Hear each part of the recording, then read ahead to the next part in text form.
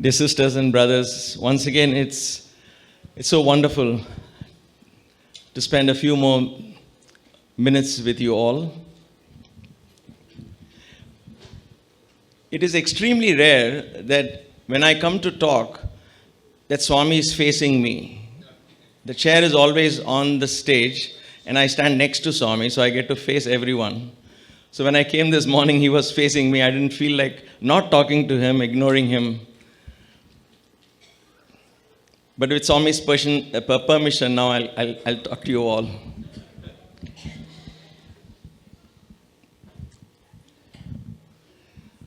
This celebration of Swami's birthday, to me, is not an event. Almost all of the spiritual festivals, if you will, are moments given to us by the sages and the seers for transformation, self-transformation. And somehow, over the generations, because spirituality is so close and built into the culture and the fabric of our everyday life, we made it a reason to socialize. And my fear is that even Swami may be becoming just an event on our calendar. And therefore, it is moments like these, days like these, we need to ponder and perhaps introspect as individuals, as small groups, as organizations, if you will, where we get together and offer something to Swami. And how can we make an event a moment of transformation? Because this master has come to transform. And I can tell you from my heart, and I'm sure each one of you know this in your heart, and we are here merely to validate each other's experience, that what I was 40 years ago when I came to him, very, very different. I may have lost all my hair, but I gained so much more that I'm willing to lose my head as well. In other words, the wisdom is priceless. God to me is no longer a matter of faith or belief. He's no longer a being that I call upon for help when I need. He is a presence deep in my being, guiding and guarding, and in communion with my inner self. I say this from my heart, and this is so enriching and so empowering that no amount of wealth or success in the world can come anywhere close to this feeling that I experience. And this is why I get so motivated to go out and share about this divine treasure that is available to you and me and every one of us. Sai Naam ki loot hai, one bhajan, there was a sloka we used to sing. Sai नाम की लूट है, लूट सके तो लूट, अंत समय पछताएगा, जब प्राण जाएंगे छूट. Don't regret when it is too late. Now is the time. Exploit him. Yearn to him. Demand his presence. Call upon him. Speak to him. Make him come alive in your heart. And then your life is enriched every day, every moment. I always like to give small words at the end of my talk now because I think people need to take home something. And the last thing I want you all to take home is Sundar Iyer has got lucky. Oh, these boys are also lucky. They got so many chances. Who are we? We barely even saw him. And you go home thinking you didn't deserve it and somehow we deserved it. Please don't go home with such a feeling. Swami had to pick some instrument. So he picked an empty reed like me and started sharing his experiences. He asked me to speak so many times that now I look back and say, maybe he prepared me for this. And so I'm just carrying out the task he prepared me for. And therefore, allow me to share these teachings. And we take home the lessons that we learn from Swami, the way he lived his life, the way he taught us, just so precious. And so here are another 5 things that I take home. One of the most important things and most powerful things that comes to my mind is, as spiritual aspirants, if you will, or aspirants, we as Sai devotees, one important characteristic trait, if you will, personality trait, that we need to explore and imbibe is fearlessness. Fearlessness. Fearlessness. We should be cautious, but we don't have to be afraid, because he is with us every moment. 40 years ago, I was not this wise. I may have been egoistic, because there was one evening, Swami had called a group of us. He was preparing these boys. He had handpicked a few of us to talk in the Dasara, because 9 days of Dasara. So he had 1 or 2 boys will speak every day.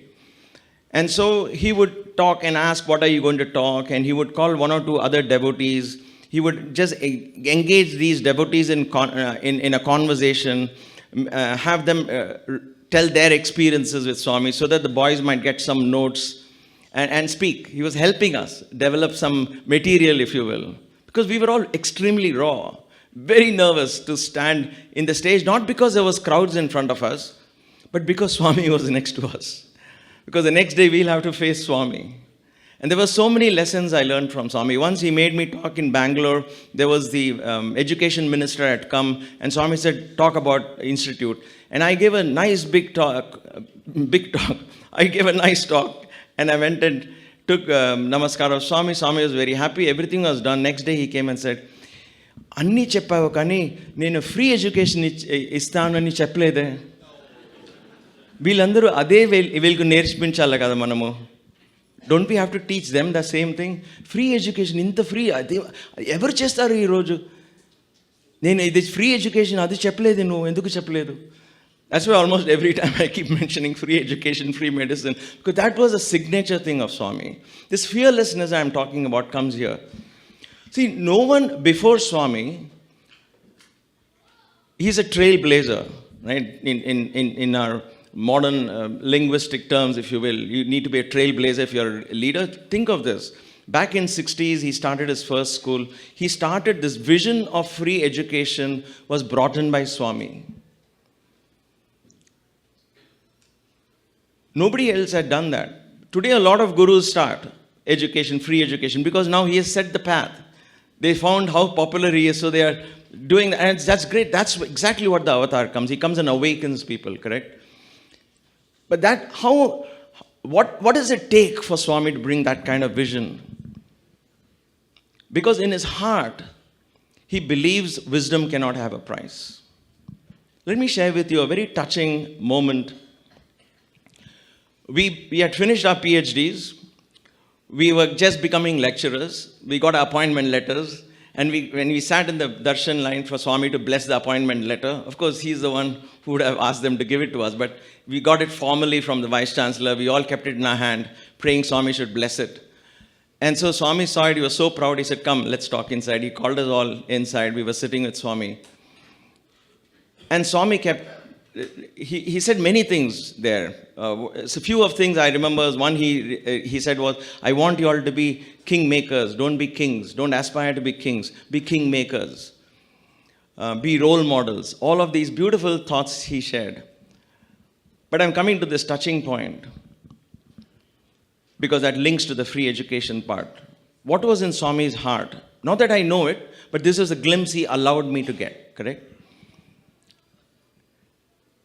Very beautifully, Swami said, I'm very happy you all got appointment letters, but I have something to share with you. Now the university is just new. So many of you all have joined. I have to pay salary to people who have family, they have children, I have to pay them salary. Is it okay if I just give you pocket money for a few months? I may not be able to pay you that university grants commission salary. Is that okay? We all started crying. Never in our wildest dreams we would have thought we will ask Swami money, right? Parvaleda? Oka pocket money istanle nenu. I will give. Is it okay? Very sweetly. Look at the humility of Swami. In that humanness, I saw divinity. In that humanness. And then we all, of course, cried and we said, Swami, of course, Swami, we don't want anything. And Swami said, chala santosham naaku, chala santosham. Ilage unandi, be like this. Your hand should never be like this. When you teach, your hand should always be like this. Always give. Never put your hands out like this. In my name, never put your hands out like this. Always like this. Always like this. I will take care of you. I will take care of you.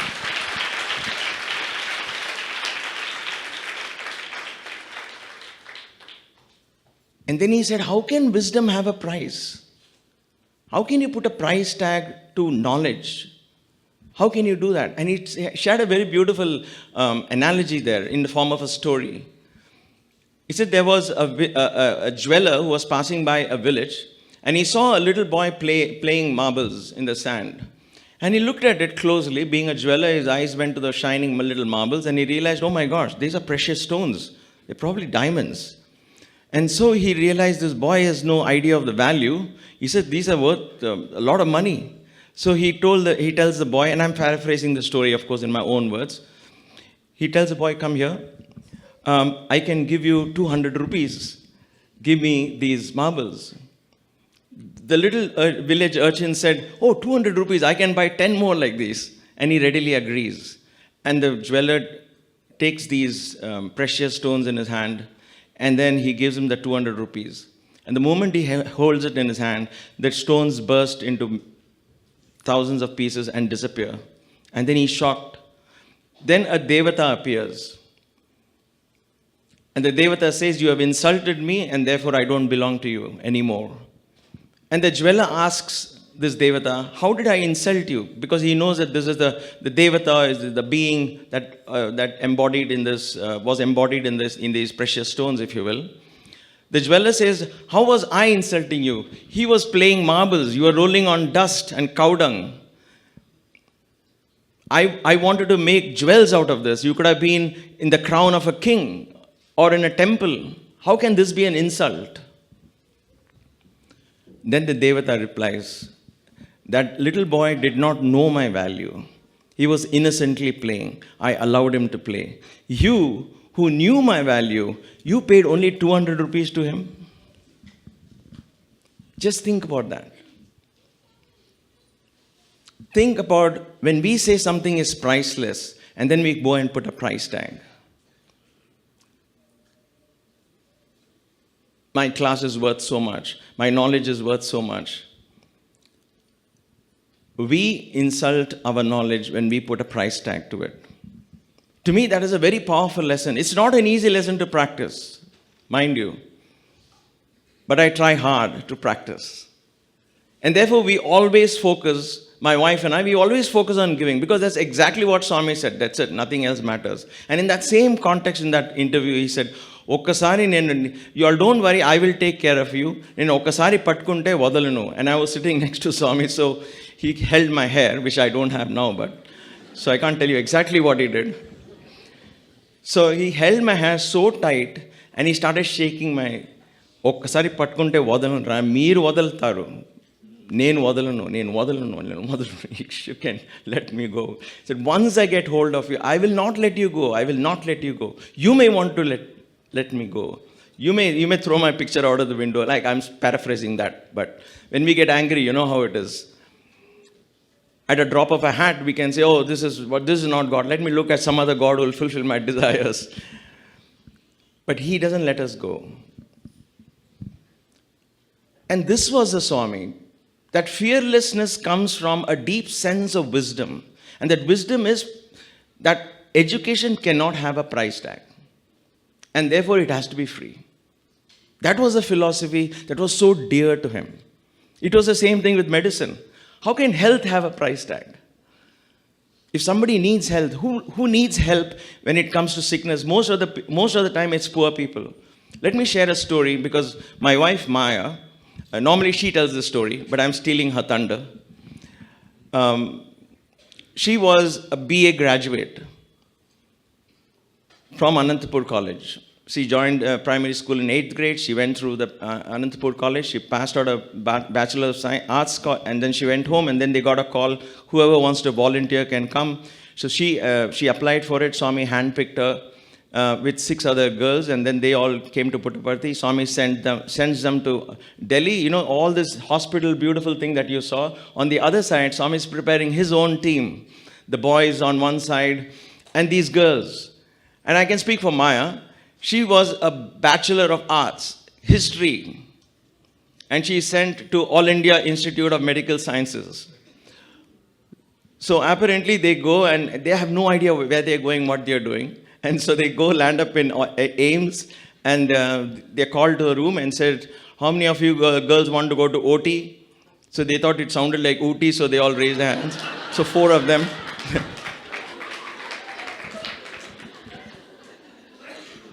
You know, there is a quote, right? God can make the dumb speak and the lame walk. Not that my wife is dumb or lame. Please, I'll get into serious trouble. If you are editing this video, just cut this part out. But this is the miracle of Swami, that amazing thing. So and they all raise a hand, and then suddenly they find themselves being saying, you take this elevator, go to 8th floor, and they walk there and they said, this is OT, come on, go in. Oh, this is OT, I thought it was OT. And so Operation Theatre, they're getting trained, and they got trained for 6 months from 91, from that February or March that year, that month, all the way down to October or so, before the hospital begins. And so they come back fully trained. They had to work day in and day out, learning what to do, surgical procedures, how to assist the surgeon.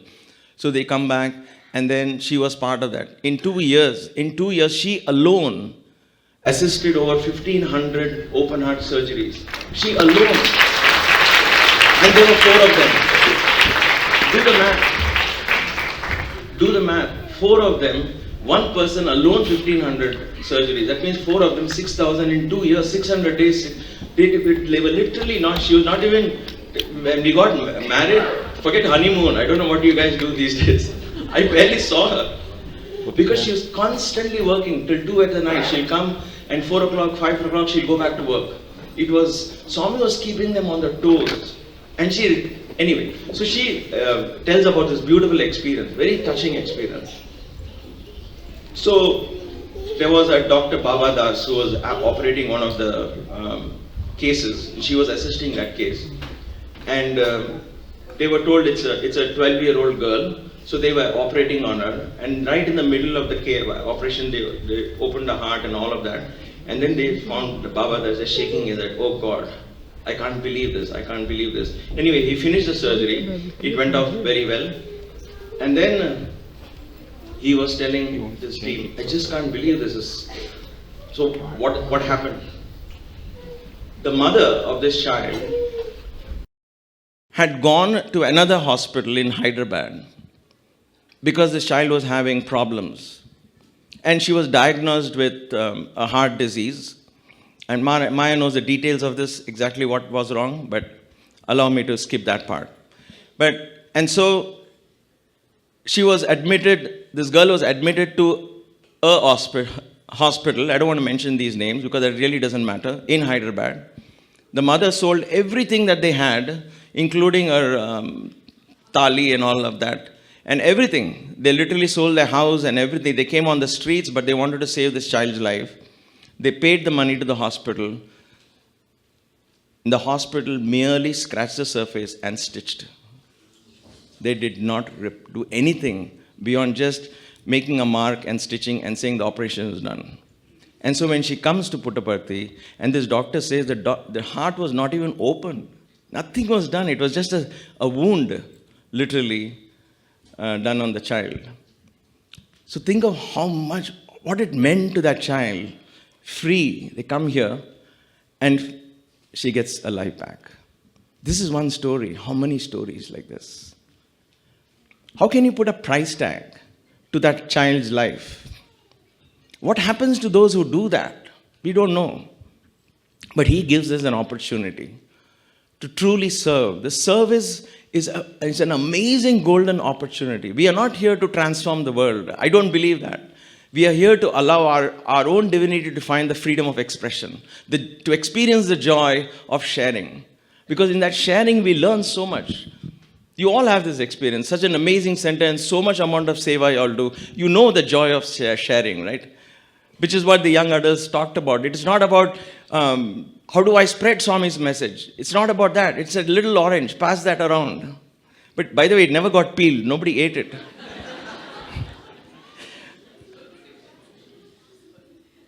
Pass that little fruit, a little orange, a little bit of Swami's robe, orange robe, goes around everywhere through our little acts.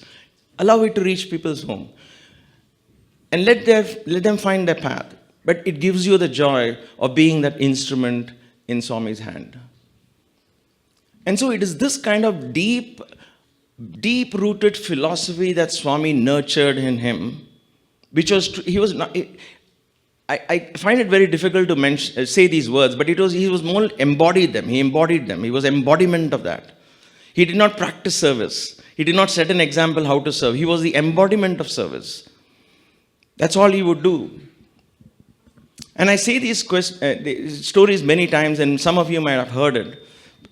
But bear with me, because every time Swami used to ask me to speak, nee experience cheppu. So I said, till I'm really, really sick and tired of it, I'll continue saying only my experiences again and again. But guess what? Every time I say this, I don't know about you, I feel I'm learning something new from it.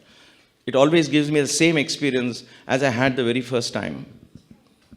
So please, allow me to indulge. 1990, a play is being done. November 21st, Swami is coming to see the last rehearsal. He saw it, he was very happy. And I, just in case Swami had some last minute instructions for me, I ran and stood next to Swami's car. So he was coming out of the college auditorium and he was going into the car. Then he noticed that I had a very small, tiny little hole in the shirt here, right here, because I was with my palms folded. There was a tiny hole here. He looked at it, he said, he poked this, and like that, he said, he said like that, and he poked his finger. I felt embarrassed. I said, oh gosh, it's stone.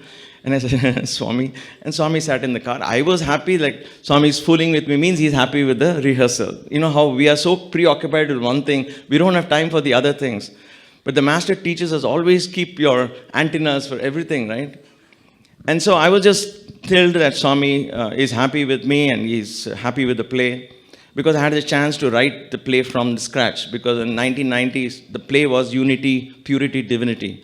And I could see Swami's, that was so passionate for him, this unity thing. I want 100 boys on the stage, he said. Shanti Vedika was new then. 100 ఒక్క మంది పిల్లలు ఉండాల stage పైన, అందరూ కలిసి ఉండాలి లాస్ట్లో, అందరూ కలిసి పాడాలా. I want to show that unity and all that. He was so passionate about that concept, and so I had the chance and the privilege of sitting with him and actually writing the whole drama. But anyway, so Swami gets into the car and goes to the mandir. I tell the boys everything I think looks green signal, we are all set for tomorrow evening. 22nd morning, because it's convocation, there is a president sitting right across Swami's door. The VIPs are seated, everybody is waiting for darshan, and this is a world conference, if you will. And so Swami opens the door. I was inside the bhajan hall. We had late night practice, so I was sitting way back in the bhajan hall, because I knew, don't miss a darshan on those days, because any minute Swami can give you some instructions. So even though it was late night, I came and sat. And so Swami comes out and he comes into the bhajan hall straight. In his hand, there is a big brown paper bag. And he asked, Iyer ekkada? Sundar Iyer is my last. Iyer ekkada? So I heard my name, so I got up and I started going towards Swami, and about 20-30 feet away, Swami said, he flinged that brown paper envelope to me. There is a shirt in this, shirt piece is there, get a good shirt stitched. 22nd morning. I was not shirtless. I didn't come from that poor family. That would have been a better story, I guess. Nothing. It was just a small little thing. It was bothering him. And so I know in Swami's room, he would have remembered, he didn't have assistants, he didn't have PA, he certainly didn't have a smartphone to remind him, Sundar needs a shirt. Remind me in 5 minutes, 10 minutes, snooze, all of that. Just think of it. Just think of that moment where it demands such great attention, he took care of a small thing. Anoraniyan mahato mahya. In the smallest of the small and the largest of the largest lies God.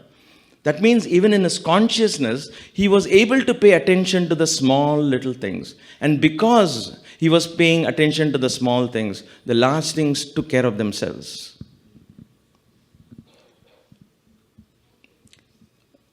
This was that service that's why I said it's an embodiment of service. The expression of love was spontaneous. There was no line. He said, I can't cross this line. I'm very busy today.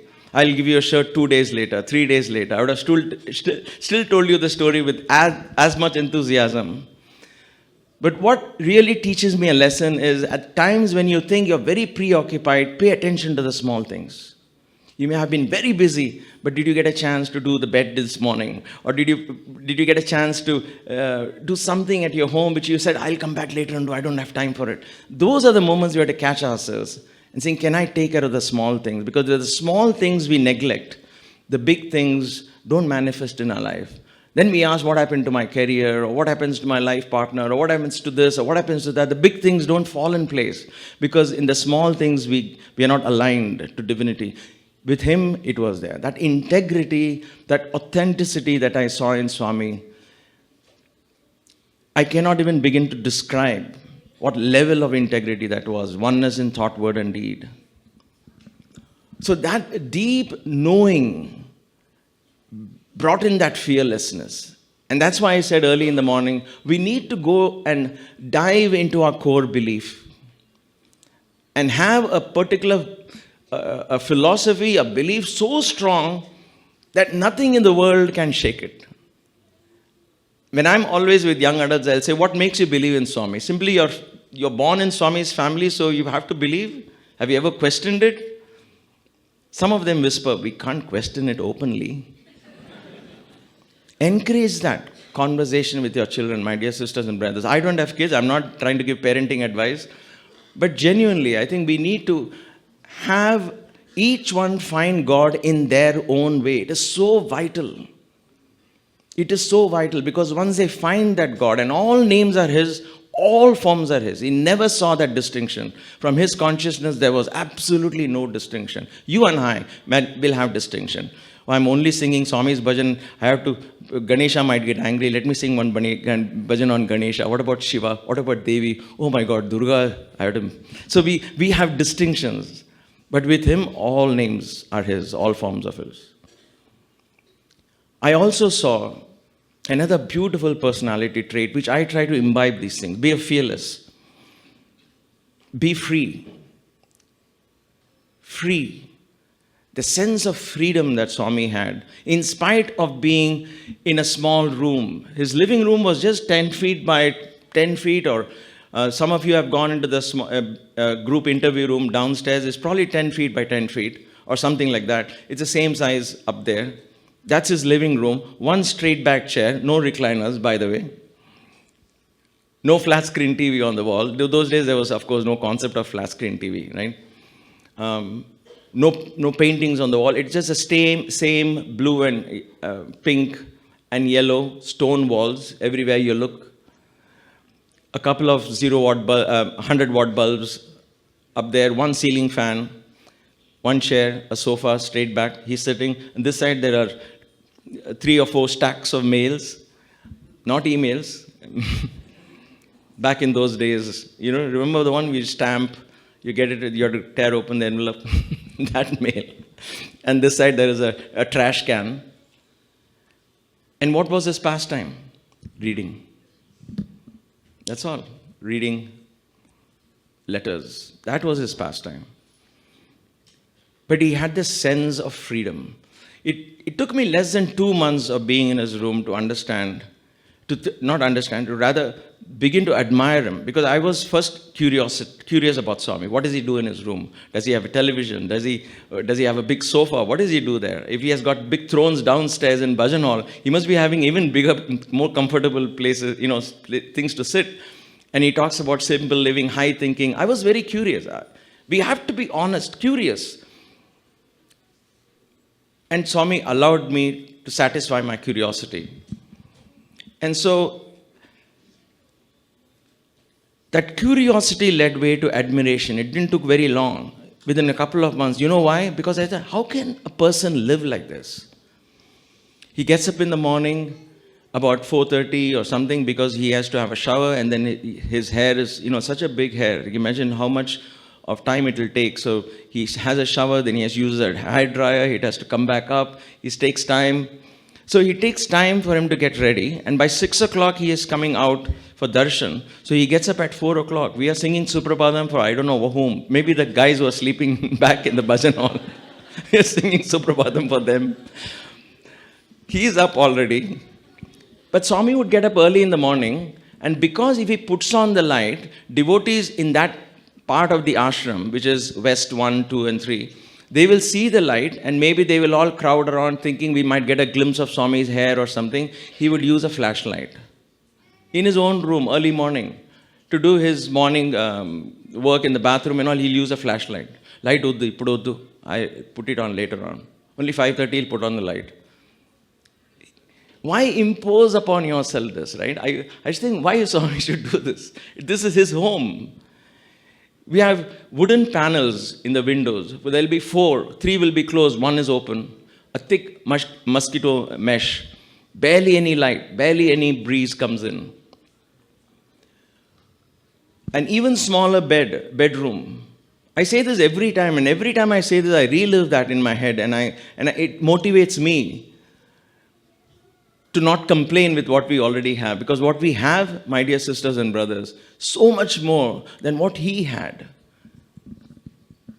Ma phaleshu kadachana. He would always say, karmanye bhadikaraste. He was an embodiment because he says, do selfless and refuse the fruits of action. So when you and I offered everything to him, he would refuse it for himself. He never wanted it for himself.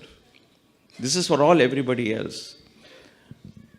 I told you earlier that Swami slipped and fell in the bathroom. And they said, Swami, can we put tiles in the bathroom? And he got so angry. He said, devotees are giving money for me to put tiles in my bathroom. Tell these boys to clean. You fellows, you're only eating and go and clean. So we pretended to clean even more. We couldn't clean anymore. But because Swami's told us to clean, we'll clean. So the next 1 week, we were doing our best to clean more and more that same cement floor. His austere life was remarkable. And that curiosity led to admiration. Because how could an individual live like that? Go out, give darshans. And interviews are merely counseling, correct? He's only counseling people. He comes to the bhajan hall and he sits and listens to all our amazing Daya Karo, Kripa Karo songs. So there again we are asking him, Sahara do Bhagawan. Aparadha kshama karo Bhagawan. Oh God, what else? What else? Give, let it come, let it come. And he absorbs all of that. And then he goes inside, sits and reads letters. And then repeats it all over again. Like I said, a boot camp, yes. A weekend camp, yes. Month long, maybe. But day in and day out, every day. But he was free. He was free. And that was the miracle I saw. How can a person be free? There was optimism in his voice. There was clarity in his visions. There was confidence in his personality. Not for a moment it seemed like this was a person who was living behind stone walls, without windows, and without any entertainment. This beats all psychological parameters for a healthy living, if you will. He broke all the rules.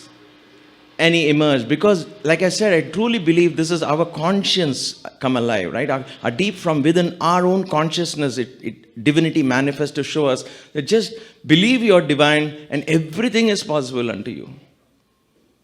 And he shows us what happens when you experience your divine. What happens when you believe you're divine. What kind of life can you lead? Look at his life. That is a life you can lead if you truly know who you are. We don't have to become God. We don't become God. We merely remember that we always were the divine. It is only a remembrance, and he has come to remind us of that which we have forgotten. We have forgotten our true identity.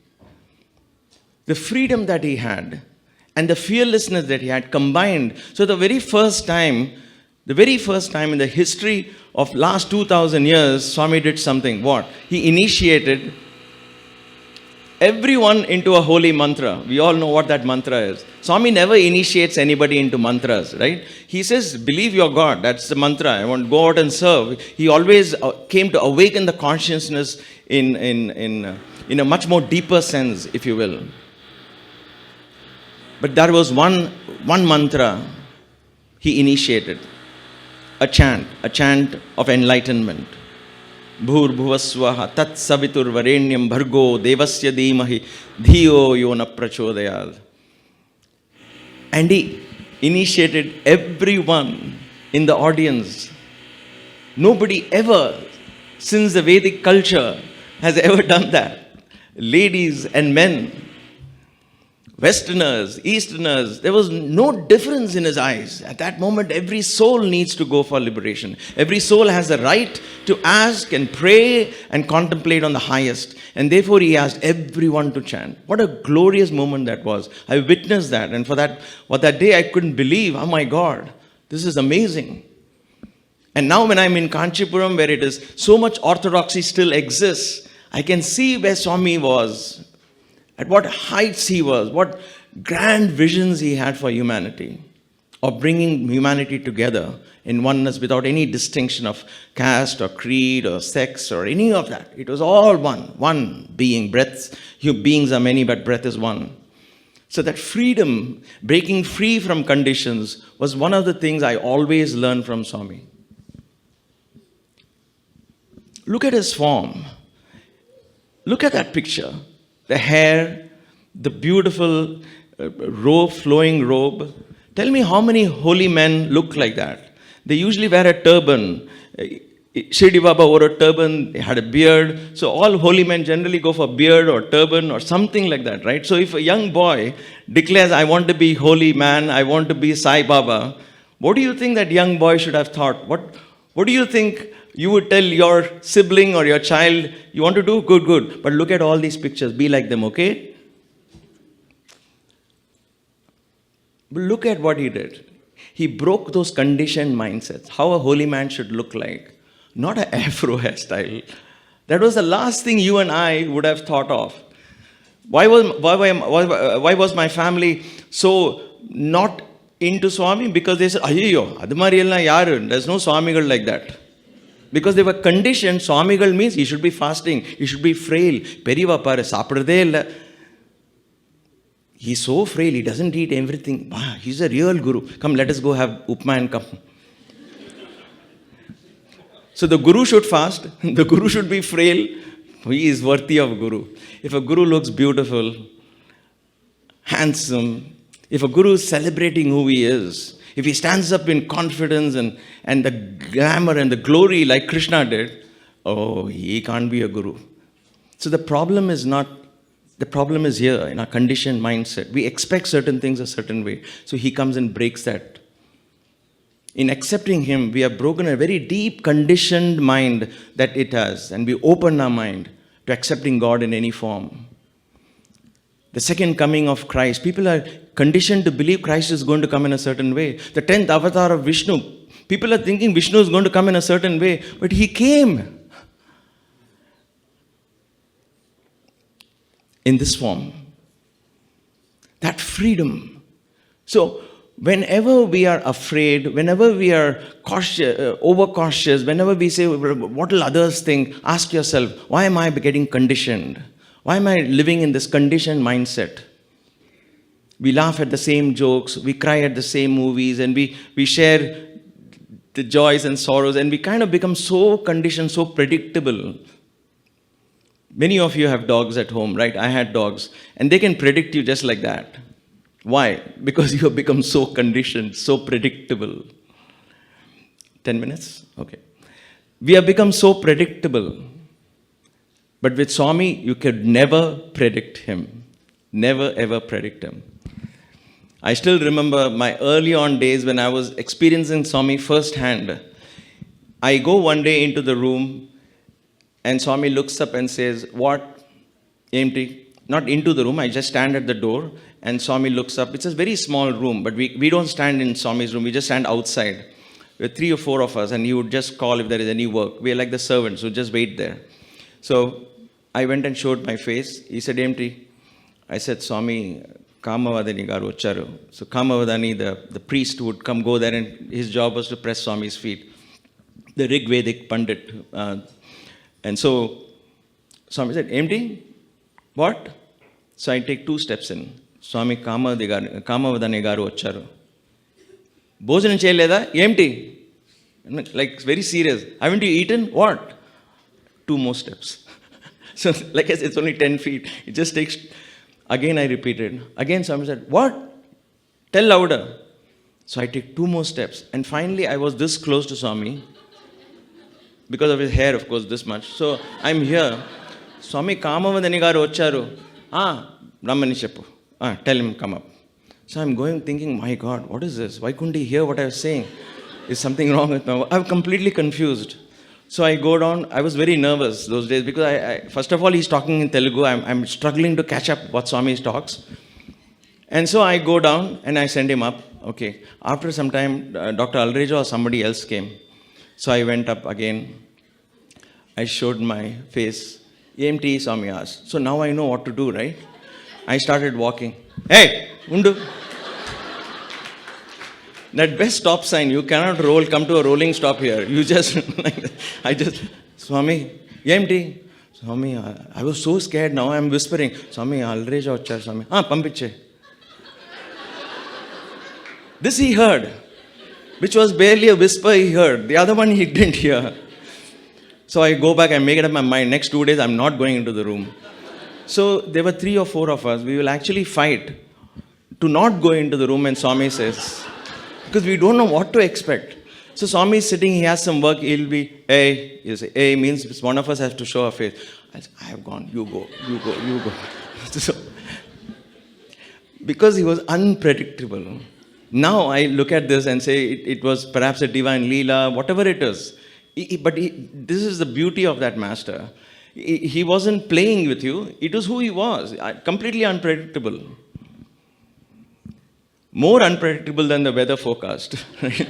At least that gets delayed by 3 hours. Your rain is getting delayed today. Swami is delaying it for us with his divine grace.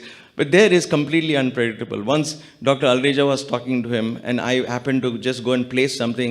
He said, "Hey, this doctor is saying I'm having fever. Check. Do I have fever? Chudu. Fever unda chudu." He pulled his robe and showed me his left hand. So I'm standing like this because he's sitting here. I touch his hand and I take it back because it is quite warm. "Empty." "Avunu Swami, koddiga idi vediga undi Swami, fever." He said, "Avuna?